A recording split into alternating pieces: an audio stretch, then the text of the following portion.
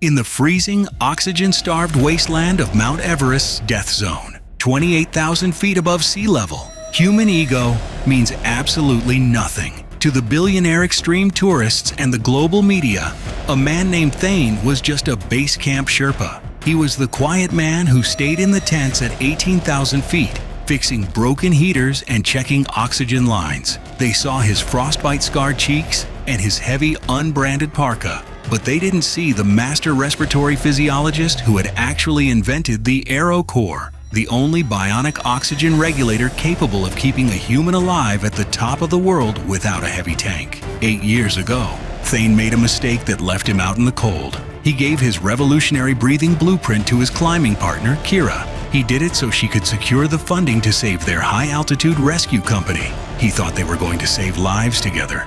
He was wrong. Today, Kira is the queen of the summit, the CEO of a multi-billion-dollar extreme sports brand, about to complete a live-streamed, unassisted speed climb of Everest to launch her new gear line. But as she steps onto the final ridge, the temperature hits minus 40 degrees, and her billion-dollar breathing apparatus violently locks up. A man picks up the primary radio microphone at base camp.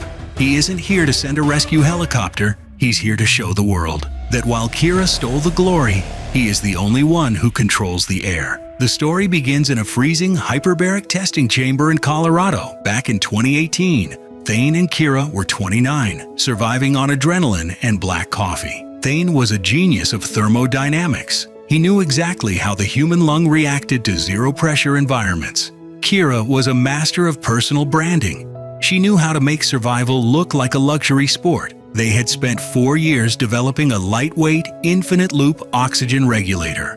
One desperate night, a global sportswear conglomerate offered $30 million for the patent to Thane's AeroCore. Thane refused. He knew the prototype had a fatal flaw in extreme sub-zero temperatures. He had designed a heavy copper thermal coil that needed to be attached to the chest to preheat the oxygen using the climber's own body heat. But Kira's eyes were blinded by the money. She knew the heavy copper coil looked ugly on camera and ruined the sleek design. She waited until Thane was asleep, copied the encrypted blueprints, deleted the thermal coil from the design file, and sold the patent exclusively under her own name. When Thane found out, Kira had already secured the buyout and an army of corporate lawyers. She told him over a brief satellite call, "Thane, you're a brilliant engineer, but you're a paranoid scientist. The market wants sleek, lightweight, and sexy. Nobody wants to wear a heavy copper coil. I'm giving this gear the global stage it deserves." She left him at the bottom of the mountain, taking his life's work to the highest peaks on Earth. As the years climbed, the heavy metallic clanking of the past began to fade. Slow down here. The sound of massive steel oxygen tanks dragging against the rocks of 2018 faded into the silent, high-tech hiss of Kira's carbon fiber micro-regulators. Thane watched Kira's face move from the back pages of climbing magazines to the glowing digital billboards of Times Square and Tokyo.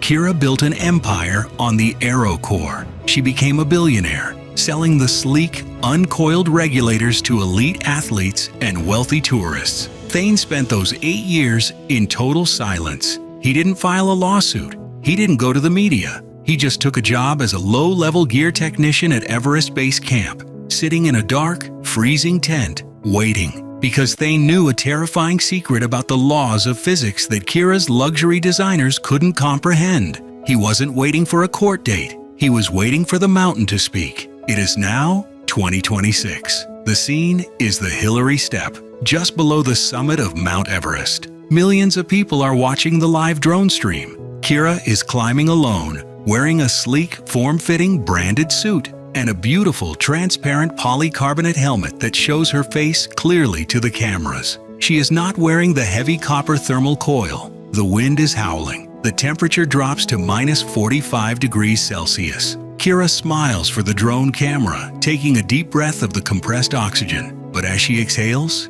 a terrifying sound echoes inside her helmet. It starts as a sharp hiss, then a solid mechanical click. The oxygen stops flowing. The sleek billion-dollar regulator on her back freezes completely solid. The live feed shows Kira's eyes widening in absolute terror.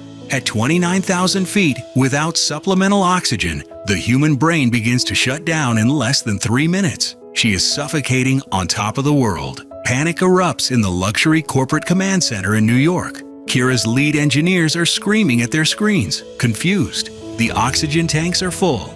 The pressure is perfect, but the flow rate is 0.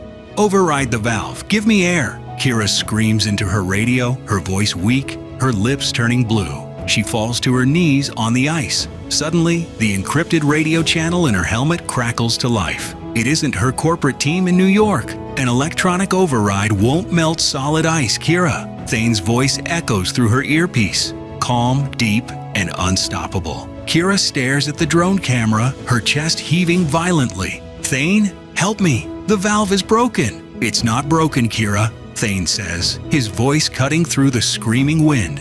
"It's physics, the Joule-Thomson effect." Thane has routed his radio signal from his base camp tent to broadcast directly to the global live feed. Millions of viewers are listening. 8 years ago, you stole the blueprint for the Aero Core, Thane explains, his voice steady as a glacier. But you deleted the thermal coil because you wanted the gear to look sleek and sexy for your billionaire clients. Kira is gasping, clawing at the transparent helmet she wore for the cameras. When high-pressure oxygen expands into a low-pressure environment, it rapidly absorbs heat, Thane reveals. It's a law of thermodynamics. The oxygen leaving your tank isn't minus 40 degrees, it's minus 80. Without my thermal coil to preheat the gas using your body temperature, that supercooled oxygen hit the moisture of your own breath. The corporate engineers in New York go dead silent. They look at their telemetry screens and realize Thane is absolutely right. "You didn't suffocate because of a mechanical failure, Kira,"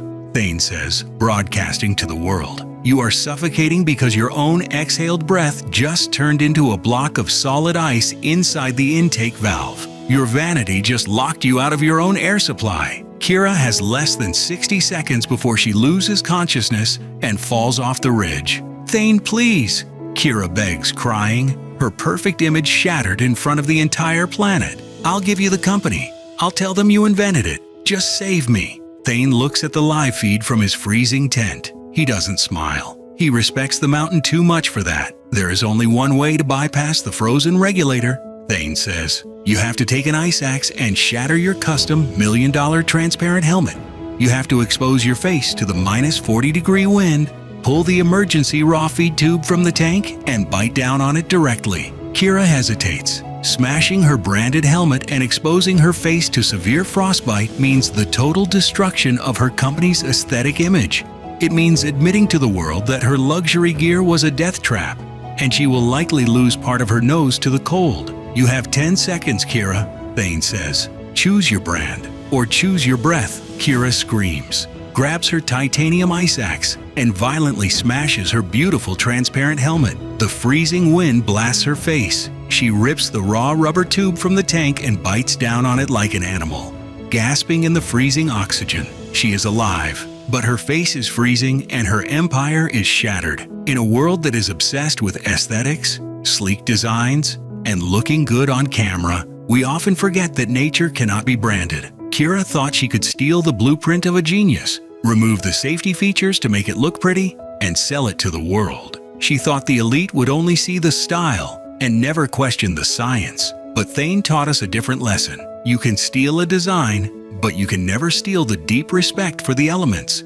You can buy the patent, but you can't negotiate with the cold. Kira chose vanity over validity, and her empire froze at the top of the world. Remember, a lie might look beautiful in the warm light, but it will always crack in the freezing truth. Never compromise the essential foundation of your work for the sake of appearances, because eventually you will reach an altitude where the glamour strips away, the air gets thin, and only the truth keeps you breathing. If this story reminded you that substance will always outlast style, type "breathe" in the comments and share this to honor the brilliant minds who respect the laws of nature.